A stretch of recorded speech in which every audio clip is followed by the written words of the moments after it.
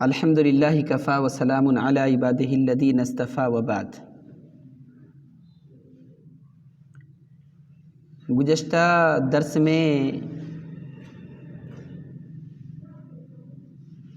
نبی کریم صلی اللہ علیہ وسلم کے فرمان کے مطابق جو برے لوگ ہوں گے، مشرکین ہوں گے، منافقین ہوں گے اور کفر کرنے والے ہوں گے، ان لوگوں کے انجام کو آپ نے گزشتہ درس میں سنا تھا، اور بات یہاں پہ آ کے رک گئی تھی کہ فرشتے ان سے کہیں گے، برے لوگوں سے، فیقولان، وہ دونوں فرشتے، لہو، ان سے کہیں گے، من ربک، بتا تیرا رب کون ہے؟ فیقول، تو وہ شخص کہے گا، یعنی وہ مشرک کہے گا، وہ بددین، اپنے وقت کو بیکار گزارنے والا شخص کہے گا، ہا لا ادری، ہائے افسوس، مجھے پتہ نہیں ہے، میں نہیں جانتا ہوں۔ ذرا سوچئے، فرشتے کیا پوچھ رہے ہیں ان سے کہ بتا تیرا رب کون ہے، اور یہ شخص کیا کہہ رہا ہے؟ مجھے پتہ نہیں ہے۔ یہاں ایک نقطہ ہے غور کرنے کی، وہ یہ کہ ابھی آپ پورے دنیا میں گھوم جائیں، کہیں بھی آپ چلے جائیں، جو کمیونسٹ لوگ ہوتے ہیں، جو الحاد ملحد ہوتے ہیں، ملحد، وہ اللہ کا قائل نہیں ہے، وہ کہتا خدا نہیں ہے، ہاں، وہ تو بالکل ہی عقل سے پیدل ہے بیچارے، بالکل بھی عقل نہیں ہے ان لوگوں کے پاس۔ اس کو ناستک بھی کہتے ہیں، نہیں؟ ہاں، ناستک بھی کہتے۔ ناستک کے علاوہ جتنے بھی لوگ ہیں وہ اللہ کو مانتا ہے۔ ہاں، ان لوگوں میں سے بہت سارے بے شمار لوگ ایسے ہیں جو اللہ کے عبادت میں کسی اور کو بھی شریک کرتے ہیں، لیکن بہرحال وہ کہتا اوپر والا، اوپر والا۔ ہاں، بت پرست قوم سے بھی آپ پوچھیں گے، مجوسی سے بھی پوچھیں گے، تو وہ بھی اس بات کا قائل ہے کہ اوپر والا ہے، ایک اوپر والا ہے۔ یا کوئی پریشانی آتی ہے نا تو اپنے دیوی دیوتاؤں کو لوگ بھول جاتے ہیں۔ ہاں، اچانک کوئی بات آ گئی تو وہ فوراً کہیں گے اوپر والا انصاف کرے گا، اوپر والا دیکھ رہا ہے۔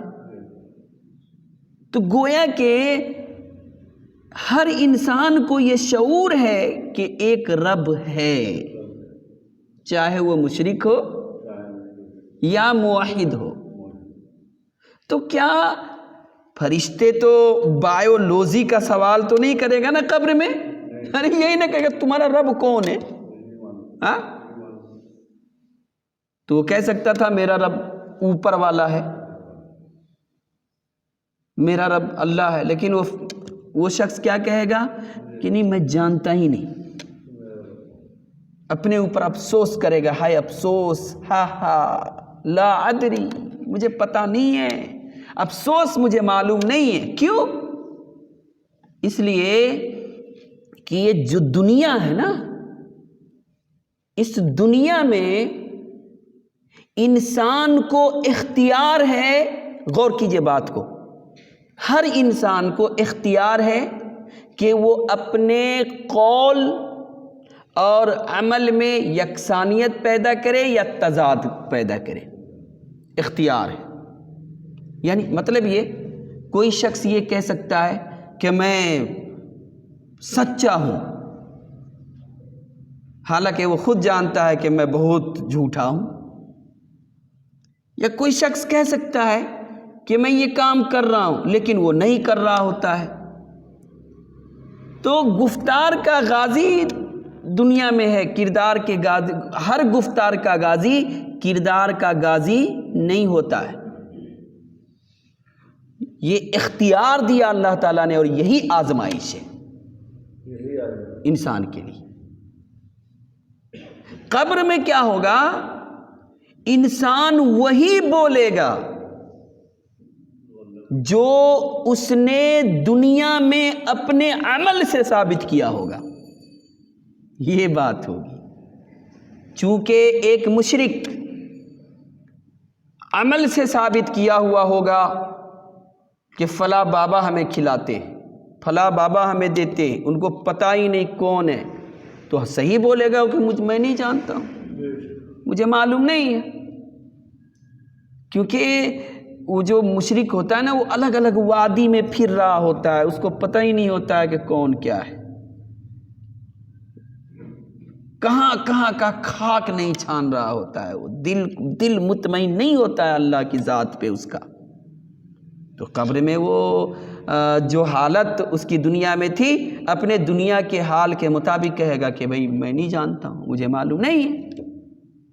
حالانکہ یہ کوئی دشوار سوال فرشتے نے نہیں کیا ہے، لیکن چونکہ عمل سے اس نے یہ ثابت کیا کہ اللہ رب نہیں ہے، تو وہ بولے گا کہ کون رب ہے مجھے پتہ ہی نہیں ہے۔ سبحان اللہ۔ اسی طرح سے فیقولان لہو، پھر وہ دونوں فرشتے اسے سوال کریں گے کہ ما دینک، اچھا بتاؤ تمہارا دین کیا ہے، تمہارا دین کیا ہے۔ دین کے معنی شریعت، چلنے کی راہ، طور طریقہ، یہ دین ہے نا۔ اس لیے ہر قوم کے پاس ایک دین ہے۔ دنیا میں بے شمار ادیان کے ماننے والے لوگ موجود ہیں، لیکن ایک مسلمان جس دین کو مانتا ہے اس دین کو الاسلام کہتے ہیں۔ کیا کہتے ہیں؟ الاسلام کہتے ہیں۔ تو چونکہ وہ شخص دنیا میں اسلام پہ تو تھا نہیں، اور ایک اور بات یاد رکھیے، جو اسلام پہ نہیں ہوگا اس کو یہ طے کرنا مشکل ہے کہ میں کس دین پہ ہوں۔ اسلام کے علاوہ بے شمار ادیان کے ہونے کے باوجود بھی وہ مکمل دین نہیں ہے مکمل دین۔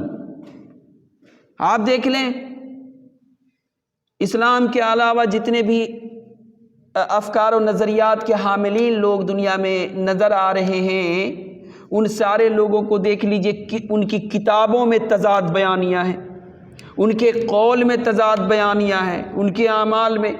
آپ یو پی میں کوئی اور معبود ہے، بہار میں کوئی اور ہو جاتا ہے، آندھرا پردیش میں کوئی اور ہو جاتا ہے، کیرلا چلے جائیں گے تو کوئی اور ہو جاتا ہے۔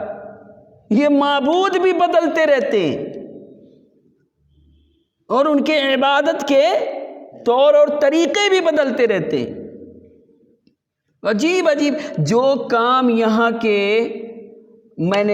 میں آپ کو بتاؤں، جب میں یہاں آیا شروع میں تو شیعہ لوگوں کو زیادہ قریب سے میں نہیں جانتا تھا۔ یہاں آنے کے بعد معلوم ہوا کہ بھئی یہ شیعہ ایسا یہ لوگ ہیں، بس کتابوں میں دیکھتا تھا شیعوں کے تعلق سے، اور ایک دو افراد کو دیکھا تھا، لیکن اتنا قریب سے نہیں۔ لیکن جب محرم کا مہینہ آیا تو کالے لباس میں بغیر چپل کے چل رہے ہیں لوگ، تو مجھے آندھرا پردیش کے وہ غیر مسلم یاد آئے جو وہاں کالے لباس میں بغیر چپل کے چلتے ہیں۔ آپ چلے جائے، ہائی اپا ہائی اپا ہائی اپا بولتے رہتے ہیں، ہائی اپا ہائی اپا ہائی اپا، اور 1 مہینہ یا 40 دن تک وہ اپنے پاؤں میں چپل نہیں پہنتے، وہ تیل والا سالن نہیں کھاتے، ابلی ہوئی چیزیں کھاتے ہیں، بغیر چپل کے چلتے ہیں، اور کالے لباس میں رہتے، کرتا پائجامہ کالا۔ میں نے سوچا وہ آئے اپا یہاں پر یہ شیعہ لوگ ہیں بھائی، میرے ذہن میں بات آئی، ہاں عجیب سا لگا مجھے۔ دیکھ رہے ان کو پتہ ہی نہیں ہے کہ میرا دین کیا ہے، میرا طور طریقہ کیا ہے۔ ابھی آپ کو بتاؤں، آپ یو پی میں کسی بھی غیر مسلم بھائی سے آپ پوچھ لیں کہ بہن کی بیٹی سے شادی کرنا کیسا ہے؟ کس کے؟ بہن کی بیٹی کون ہوتی ہے؟ بھانجی ہوتی ہے نا۔ اور اسلام میں بھانجی اور اپنی خاص بیٹی میں کوئی فرق نہیں ہے۔ بھانجی بھتیجی اور اپنی بیٹی میں کوئی فرق نہیں ہے. جس طرح سے میری بیٹی ہے اسی طرح سے بھانجی بھی میری بیٹی ہے اور بھتیجی بھی میری بیٹی ہے. لیکن آپ آندھرا پردیش میں جائے، وہاں کے جو غیر مسلم ہیں، بہت سارے غیر مسلم اپنی بہن کی بیٹی سے شادی کرتے ہیں. میرے سامنے کی بات ہے، ہم نے بہت سارے غیر مسلموں کو دیکھا کہ وہ اپنی بہن کی بیٹی سے شادی کر رہے تھے. یہ ایک عورت ایسی تھی، اتفاق سے ایک عورت آئی ایک مرتبہ اور وہ کہنے لگی کہ میرے یہاں بیٹی ہوئی ہے اور میرا بھائی بھی 8-9 سال کا ہے، یعنی میرے بھائی کے لیے ایشور نے دلہن بھیج دیا. اپنی بیٹی کے بارے میں کہہ رہی تھی وہ. مجھے تو کرنٹ لگا، یہ کیا بول رہی ہے؟ ہمارے یہاں تو ہمارے غیر مسلم بھائی ایسا نہیں کرتے، بہار یو پی میں ایسا نہیں ہوتا، لیکن یہاں ایسا کر رہے ہیں. تو دیکھ رہے ہیں دین بدل گیا نا. ہاں، ان کو پتہ ہی نہیں ہے میرا دین کیا ہے، میرا طریقہ کیا ہے، میرا مذہب کیا ہے، میرا مسلک کیا ہے، میرا فکر کیا ہے. تو بس قبر میں بھی جو اسلام پر نہیں ہوں گے.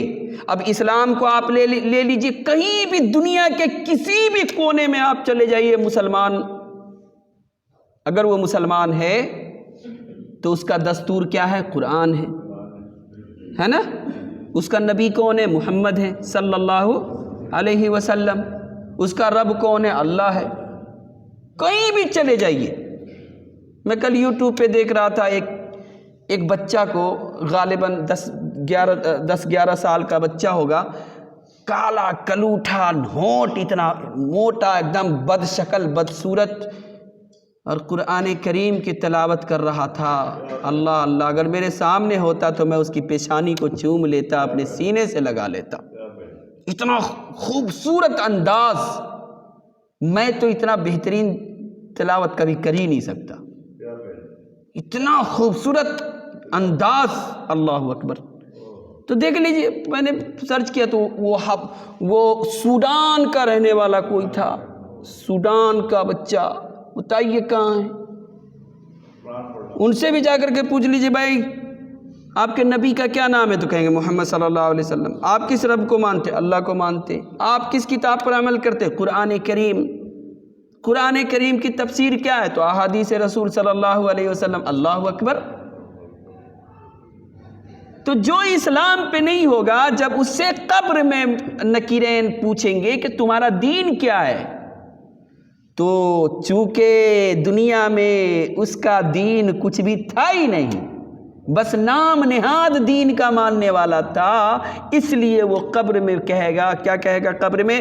ہا لا ادری، ہائے ہائے میری بدنصیبی، مجھے پتہ نہیں ہے میرا دین کیا ہے. افسوس کی بات ہے. فَيَقُولَانِ لَهُ مَا هَذَا الرَّجُلُ الَّذِي بُعِثَ فِيكُمْ. پھر اس سے تیسرا سوال کیا جائے گا کہ اس شخص کے متعلق تم کیا کہتے ہو جو تمہارے درمیان بھیجے گئے تھے. اور ظاہر سی بات ہے کہ وہ کون ہے؟ وہ سرور کونین مدنی کریم محمد رسول اللہ صلی اللہ علیہ وسلم ہے. لیکن چونکہ وہ شخص بدعتی شخص، مشرک، منافق اور کفر کا راستہ اختیار کرنے والا انسان، اس نے کبھی جاننے کی کوشش ہی نہیں کی محمد کون ہے، ان کے اخلاق کیسے تھے، وہ کیسے تھے، ان کی تعلیمات کیا ہے صلی اللہ علیہ وسلم. بس کبھی اگر کان میں سنا بھی تو اپنے نام نہاد مسلک کی وجہ سے اس ہستی مبارک مدنی کریم صلی اللہ علیہ وسلم کی توہین کرنے کی کوشش کی اس شخص نے. نتیجہ کیا ہوگا؟ وہ قبر میں کہے گا کہ نہیں جی میں نہیں جانتا ان کو کون تھے. وہ جواب دے گا، وہ مجھے پتہ نہیں ہے، ہا لا ادری، میں نہیں جانتا. اب نتیجہ کیا ہوگا؟ فَيُنَادِي مُنَادٍ مِّنَ السَّمَاءِ أَن كَذَبَ. اب اللہ رب العالمین آواز دے گا آسمان سے ایک پکارنے والا پکارے گا کہ یہ پرلے درجے کا جھوٹا انسان ہے. نکیرین کو کہا جائے گا یہ جو ہے نا پرلے درجے کا جھوٹا انسان ہے، حالانکہ وہ سچ بولا ہے نا کہ میں نہیں جانتا. غور کیجئے بات کو، وہ سچ بولا میں نہیں جانتا، مجھے پتہ نہیں ہے. لیکن نبی کریم صلی اللہ علیہ وسلم نے فرمایا فَيُنَادِي مُنَادٍ مِّنَ السَّمَاءِ أَن كَذَبَ، ایک پکارنے والا پکارے گا کہ یہ شخص جھوٹ بول رہا ہے. کیا مطلب ہے اس کا؟ مطلب یہ ہے، غور کیجئے، بہت اہم نقطہ ہے جو آپ لوگ سننے جا رہے ہیں. ابھی چند سیکنڈ کے بعد آپ سنیں گے، اس کو محفوظ کیجئے اپنے دل و دماغ میں. بہت ہی اہم نقطہ ہے یہ. اس کا مطلب یہ ہے کہ اسے موقع دیا گیا تھا ان ساری چیزوں کا علم حاصل کرنے کے بعد اس پر عمل کرنے کے لیے موقع دیا گیا تھا نا. 20 سال 25 سال 70 سال 80 سال 40 سال موقع ملا اس کو، لیکن اس نے اس موقع کو غنیمت نہیں جانا اور اس نے مکاریاں سے کام لی. یہ عادت ہم لوگوں کے اندر بھی ہے، جان بوجھ کر کے نماز کو ترک کرتے ہیں ہم، جان بوجھ کر کے. اور جان بوجھ کر کے نماز کو ترک کرنے کے بعد جب کوئی پوچھ دیتا ہے بھائی ظہر میں نہیں آئے، کہاں تھے؟ بہت مشغول تھا. مردود، نماز سے بڑی مشغولیت اور کیا ہو سکتی ہے؟ ذرا بتائیں آپ لوگ، ہو سکتی ہے کچھ؟ ہاں بتائیے، کتنا مشغول تھا کہ انہوں نے نماز کے لیے وقت نہیں نکالا. اللہ اکبر. ساری زندگی بتا دی، جاننے کی کوشش نہیں کی کہ اس کو رب نے اس دنیا میں کیوں بھیجا، اس کو کون سے طریقے پہ عمل کرنا چاہیے، ان کا رہبر ہادی رہنما کون ہے، ان کا لیڈر کون ہے، ان کو پتہ ہی نہیں. انہوں نے کبھی کوشش نہیں کی. یعنی وہ کہے گا ہائے ہائے میں نہیں جانتا. جیسے فرض کیجئے کوئی اسٹوڈنٹ ہے کسی بھی سبجیکٹ کا، 10th کا ہے یا 11ویں 12ویں کا، پورا سال کالج جائے، ٹیوشن کرے، کتابیں رٹے، خوب پڑھے لکھے، اور ایگزام میں سوال کیا جائے تو نیچے لکھے مجھے پتہ نہیں ہے، مجھے پتہ نہیں ہے، مجھے پتہ نہیں، مجھے پتہ نہیں. بتائیے کیا کہیں گے آپ اس کو؟ ارے تمہیں تو وقت دیا گیا تھا، کالج تھا، سب کچھ تھا. یا وہ کہے گا کہ میں کالج نہیں گیا، لکھے گا میں کالج نہیں گیا، یا میں ٹیوشن نہیں کیا، میں نے اپنے وقت کا غلط استعمال کیا، یہ تو نہیں لکھے گا. وہ ڈائریکٹ لکھے گا، کچھ بھی نہیں لکھے گا. وہ ڈنڈے پر بجیں گے تو کہیں گے مجھے پتہ نہیں تھا، میں کیا لکھتا. تو یہ حقیقت میں جھوٹا شخص ہوگا، وقت ہونے کے باوجود بھی جاننے کی کوشش نہیں کی کہ رب کون ہے، وقت ہونے کے باوجود بھی جاننے کی کوشش نہیں کی کہ ہمارا طریقہ کار کیا ہونی چاہیے، وقت ہونے کے باوجود بھی یہ جاننے کی کوشش نہیں کی اس شخص نے کہ ہمارا ہادی رہبر اور رہنما کون ہے. اس لیے آواز لگانے والا، پکارنے والا پکار کر کے کہے گا یہ شخص جھوٹا ہے. اچھا جب جھوٹا ہے تو پھر اس کا حشر کیا ہونے والا ہے؟ فَفْرِشُوا لَهُ مِنَ النَّارِ، اس کے قبر میں جہنم کے بستر کو بچھا دو، آگ کے بستر کو بچھا دو. کس کو بچھا دو؟ آگ کے بستر کو بچھا دو. دنیا میں اے سی کے بغیر نیند نہیں آتی تھی ان کو.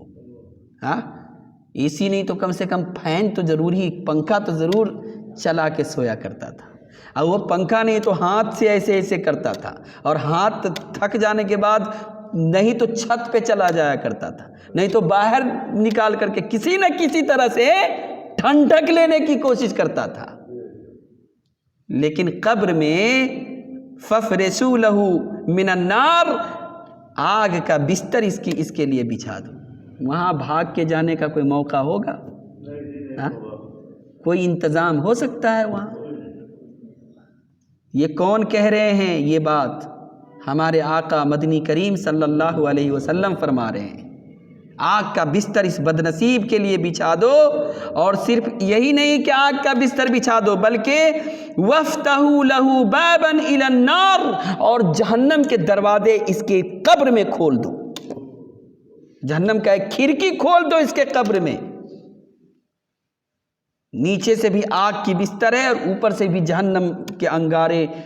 ارے ہے کوئی شخص دنیا میں آپ دکھلا سکتے کوئی شخص جو آگ کے بستر پر سو کر کے، یا جون جولائی کی دھوپ میں ہم میں سے کوئی ہے 4-5 گھنٹہ رہنے والا؟ ہاں، اللہ اکبر، اللہم اجرنا من النار، اے اللہ ہماری حفاظت فرما جہنم کی آگ سے۔ تو جہنم کی کھڑکی کو کھول دیا جائے گا، فَيَأْتِيهِ مِنْ حَرِّهَا وَسَمُومِهَا، اللہ اکبر، سبحان اللہ سبحان اللہ۔ وہاں کی گرمی، جہنم کی گرمی اسے پہنچنے لگیں گی، اور صرف یہی نہیں بلکہ وَيُزَيَّقُ عَلَيْهِ قَبْرُهُ، قبر کو تنگ کر دیا جائے گا، قبر کو تنگ کر دیا جائے گا، قبر کو تنگ کر دیا جائے گا، حتیٰ یہاں تک کہ تختلف فیہ اضلاعہ، اس کی یہ پھسلی اس طرح سے مل جائیں گی، اور وہ محسوس کرے گا درد کو۔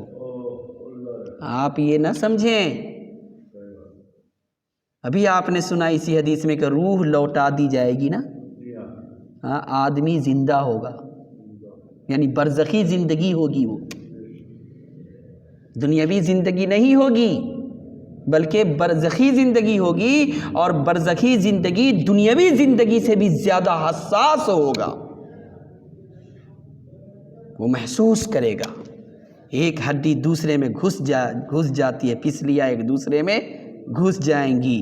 وَيَأْتِيهِ رَجُلٌ قَبِيحُ الْوَجْهِ قَبِيحُ الثِّيَابِ، اللہ اکبر۔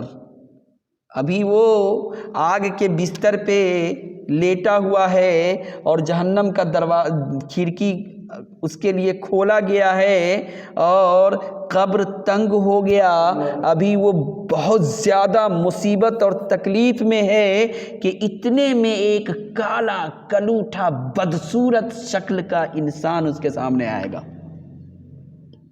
کیونکہ حدیث میں رجل کا لفظ ہے، رجل کے معنی مرد ہوتا ہے، رجل کے معنی آدمی کو رجل کہتے ہیں، رجلن۔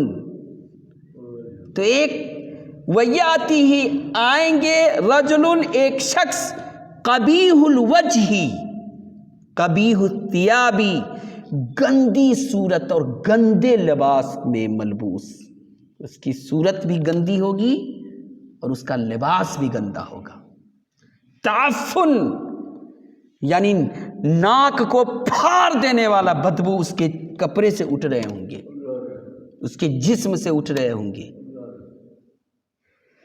وہ منتن الریح، استغفر اللہ، بدبو آ رہی ہوگی۔ فیقول، تو وہ آنے والا شخص اس بدبخت سے کہے گا، اس بدنصیب سے کہے گا، فیقول، وہ کہے گا، ابشر بالذی،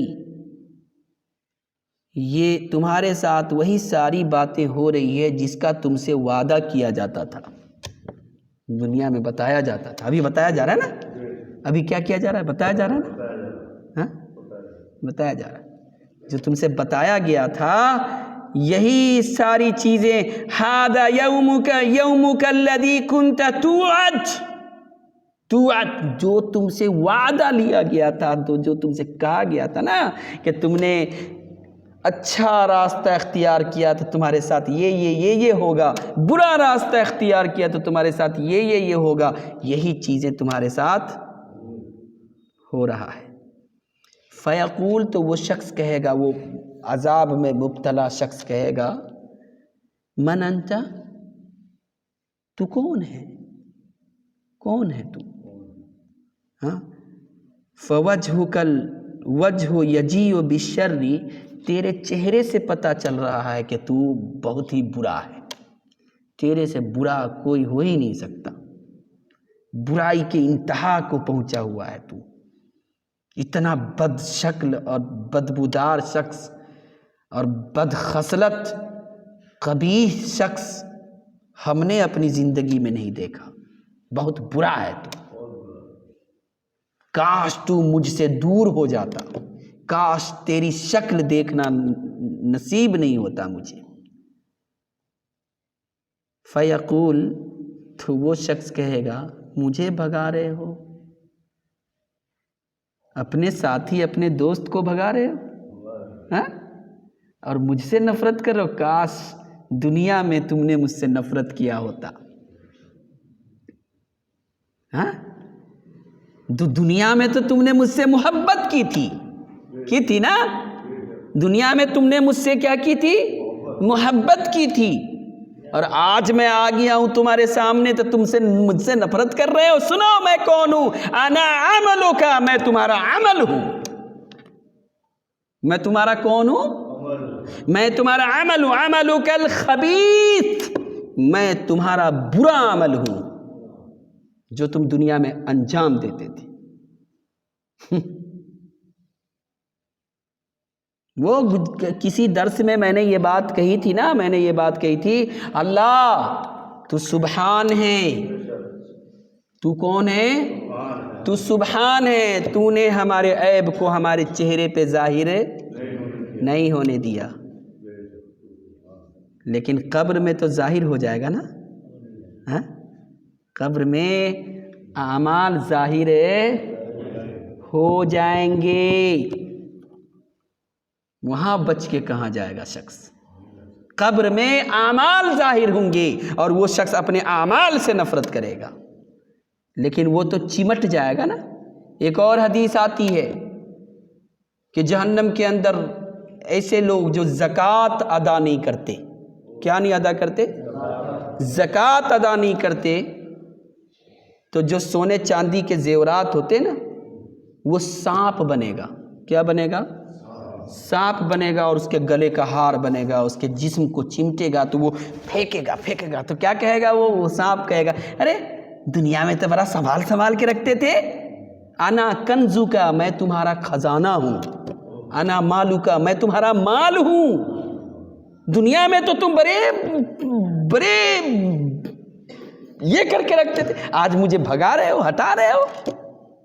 ایک بہت ہی پیاری حدیث آتی ہے میرے بھائیوں اور میرے بزرگوں اور میرے نوجوانوں، بہت پیاری حدیث آتی ہے۔ رسول اللہ صلی اللہ علیہ وسلم نے فرمایا اپنے مال کی حفاظت زکوٰۃ نکال کے کرو، اپنے مال کی حفاظت زکوٰۃ نکال کے کرو، اور اپنے بیمار کی علاج صدقے دے کر کے کرو، کیا دے کے کرو؟ اپنے مریض کا علاج صدقے کے ذریعے کرو، اپنے مال کی حفاظت زکوٰۃ کے ذریعے سے کرو، اور اپنے معاملات کی حفاظت دعا کے ذریعے کرو۔ بہت پیاری حدیث ہے، لیکن بالکل الٹ ہے نہیں۔ دیکھیں آدمی سوچتا ہے زکوٰۃ، حساب لگایا کیلکولیٹر لاؤ جی کتنا حساب لگائے، ارے باپ رے 12,000 نکل رہے ہیں، 12,000، ہاں اب 12,000 کون دے گا؟ 1200 نکال دو، اب 1200 بھی نکال دیا اور وہ کسی کو دے رہا ہے نا، سمجھ رہا ہے کیا کہ احسان کر رہا ہوں اس پر، احسان کر رہا ہوں، باپ رے احسان کر رہا ہوں۔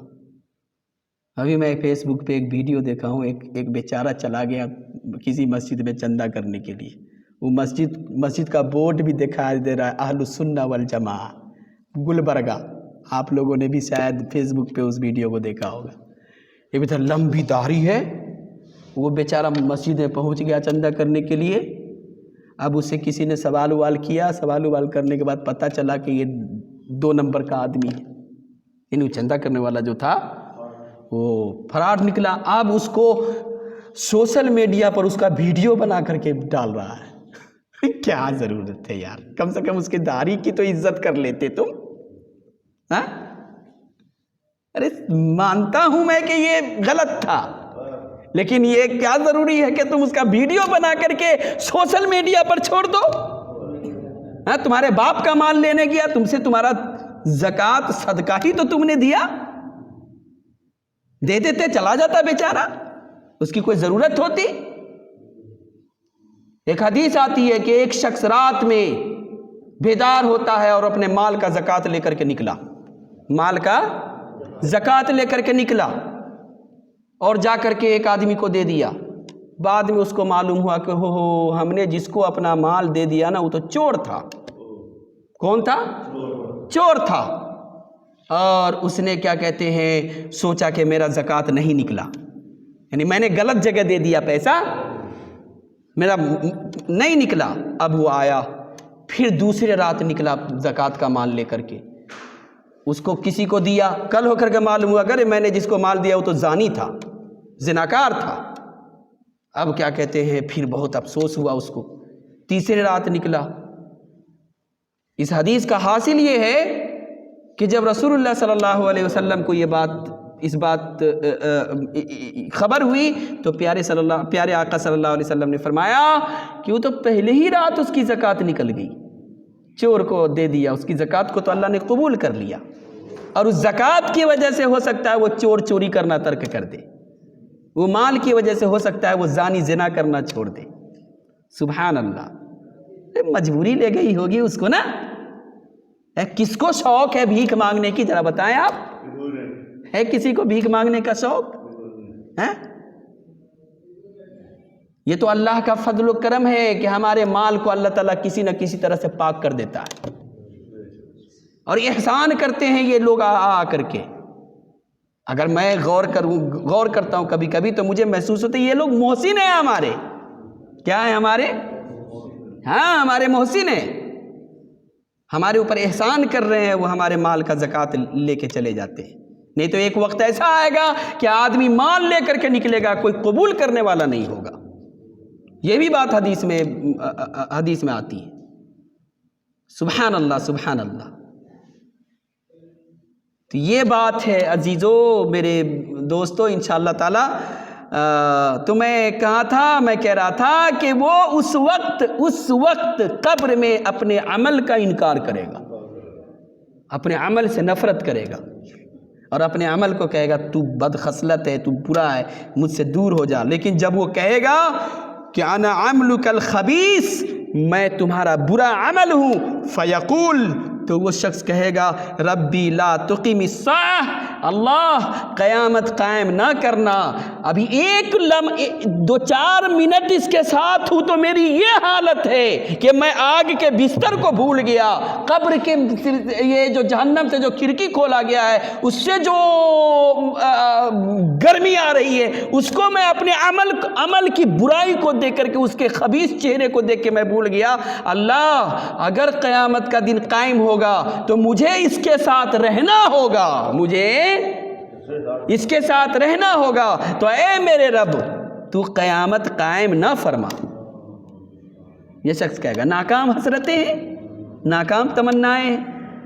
یہ حدیث الحمدللہ، اس حدیث کو کئی درس میں نے مکمل کیا۔ اس حدیث کو امام ابو داؤد رحمۃ اللہ علیہ 4753، آپ سنن داؤد میں دیکھیں، مسند احمد میں 18,557، نسائی میں 2001، ابن ماجہ میں 1549، اور امام البہقی نے بھی شعب الایمان 395، اور تمام محدثین اس حدیث کو صحیح کہتے ہیں۔ معلوم یہ ہوا کہ قبر میں سوال کے جواب ہم کو دینے ہیں، اور یہاں پر اس کی تیاری کے لیے اللہ رب العالمین نے ہمیں بھیجا ہے۔ اس لیے اب اس وقت کو غنیمت سمجھتے ہوئے ہمیں چاہیے کہ ہم زیادہ سے زیادہ اللہ کی عبادت کریں، خشوع کے ساتھ، خضوع کے ساتھ، اخلاص کے ساتھ، رسول اللہ صلی اللہ علیہ وسلم کی سنت کی پیروی کریں، تاکہ ہم قبر میں ثابت قدمی کے ساتھ منکر نکیر کے سوال کا جواب دے سکیں۔ اللہ تعالیٰ مجھے اور آپ کو